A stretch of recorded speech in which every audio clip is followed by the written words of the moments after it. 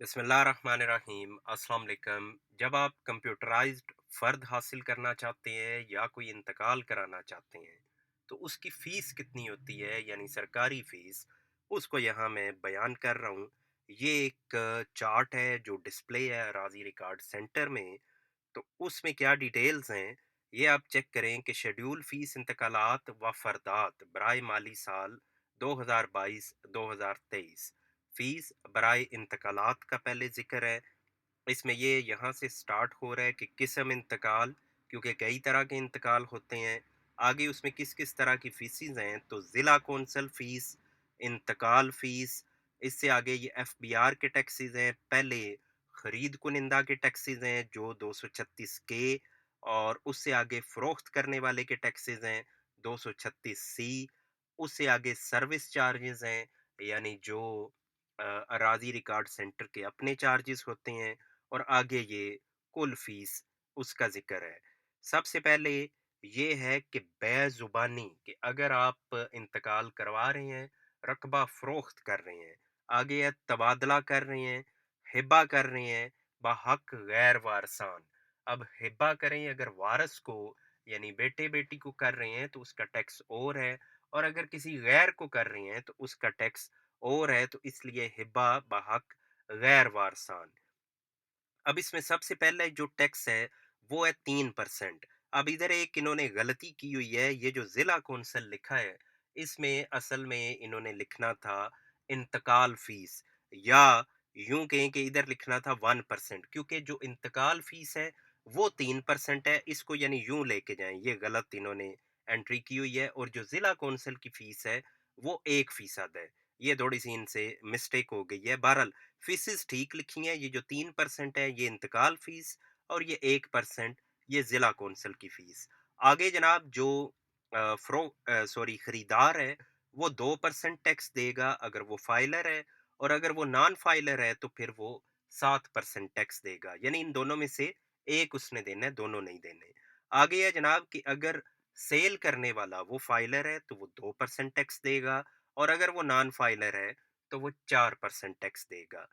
जो service charges हैं वो कितने हैं, वो 800 रुपया है। अब ये परसेंटेज तो लिख दी है, यानी 3% इसका मतलब है लाख पे 3,000, 1% ये हो गया लाख पे 1,000, और ये यानी 2% लाख पे 2,000। इसी तरतीब से ये सारे आगे आप देख सकते हैं। लेकिन ये लगेगा कितना, तो वो लाख पे मैंने बताया है 2,000। तो इसका मतलब है कि अगर 10 लाख है तो उस पे ये 20,000 हो जाएगा। यानी इस तरतीब से आपने परसेंटेज के हिसाब से कैलकुलेट कर लेना है। आगे जनाब बढ़ते हैं। दूसरा इन्होंने बताया हुआ है कि वरासत अगर आप करवा रहे हैं, हिब्बा बहक जायज वारसान आप करवा रहे हैं, कम अज कम ये लिखना है, या कम अज 200 कनाल, यानी 200 कनाल से कम इन्होंने लिखा होगा। आर्ड रहन, फक आर्ड रहन, इजादी आर्ड रहन, इश्तराक। अब ये मुख्तलिफ तरह के इंतकालात का जिक्र इसमें आपको मिल रहा है कि अगर ये वाले इंतकालात हैं तो इनकी फीस कितनी है, 300 रुपया। ये कौन सी है, ये इंतकाल फीस। ये मैंने ऊपर बताया, ये जिला कौंसल इन्होंने गलत लिख दिया, इधर इंतकाल फीस की एंट्री थी। इंतकाल फीस कितनी है, 300 रुपया। सर्विस चार्जेस यानी ये ऑफिस के चार्जेस हैं 800 रुपया। तो टोटल कितना हो गया, 1100 रुपया।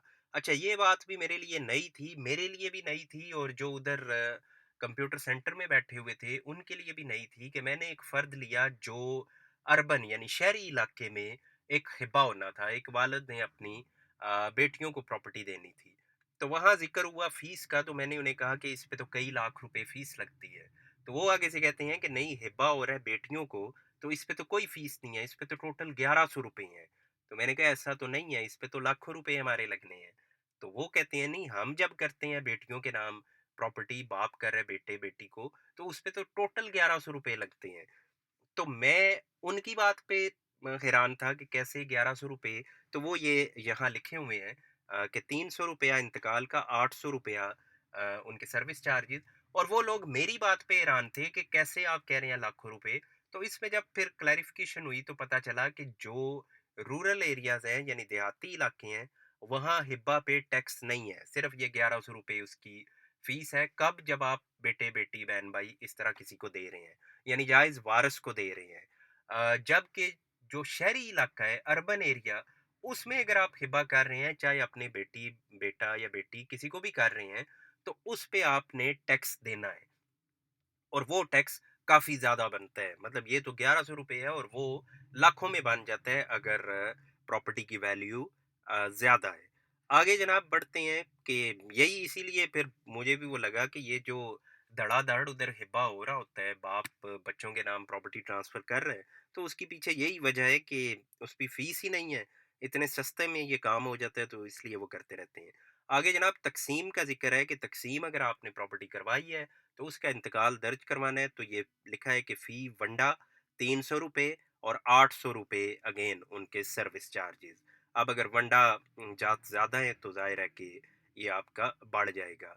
आगे जनाब दुरुस्तगी नाम, सेहत इंदराज, कोई दुरुस्तगी वगैरह आपने करवानी है तो उसकी कोई फ़ीस नहीं है, सिफ़र उसका लिखा हुआ है। आगे जनाब आ गया फ़ीस बराए फ़रदात, ऊपर तो आ गया है कि इंतकाल की फ़ीस, अब नीचे आ गई है कि फ़र्द अगर आपने लेना है तो उसकी फ़ीस क्या है? तमाम इक़साम के फ़रदात, नकुलात फ़ी ख़तूनी ₹50, एक खतूनी के ₹50 होंगे। नीज़ एक खेवट खाता में 3 से ज़ायद खतूनी पर ₹150 प्लस सर्विस चार्जेज़ ₹500 फ़ी फ़र्द। अच्छा, अब इसमें समझ लें कि ऐसा नहीं है कि आपकी एक खतूनी आप गए हैं तो ₹50 उन्होंने लेने हैं, नहीं। ₹500 तो वो है जो उन्होंने लेना ही लेना है फ़र्द का और उसके साथ फिर वो देखेंगे कि आपकी कितनी खतूनी है, तो पर खतूनी ₹50 आपसे चार्ज किए जाएँगे। आगे जनाब ये लिखा है कि एक्सप्रेस सर्विस, ना कितार, ना इंतज़ार, दर्ज बाला फ़ीस के अलावा ₹2200 इज़ाफ़ी चार्जेज़ फ़ी फ़र्द। कि आपने टोकन नहीं लिया, आई मीन टोकन से मुराद के पहले आपने बुकिंग नहीं करवाई, आप चले गए हैं डायरेक्ट उधर अराजी रिकॉर्ड सेंटर में, तो आप राइट अवे फ़र्द ले सकते हैं, लेकिन उसके लिए ₹2200 ये इज़ाफ़ी आपने देना होगा। दर्ज बाला फीस के अलावा ₹5800 इज़ाफ़ी चार्जेज़ फ़ी इंतकाल। अच्छा, ये अब अगर इंतकाल आपने इस तरह से करवाना है, एक्सप्रेस सर्विस लेनी है, तो उसमें ₹5800 आपका लगेगा, ऊपर वाली फ़ीस के अलावा।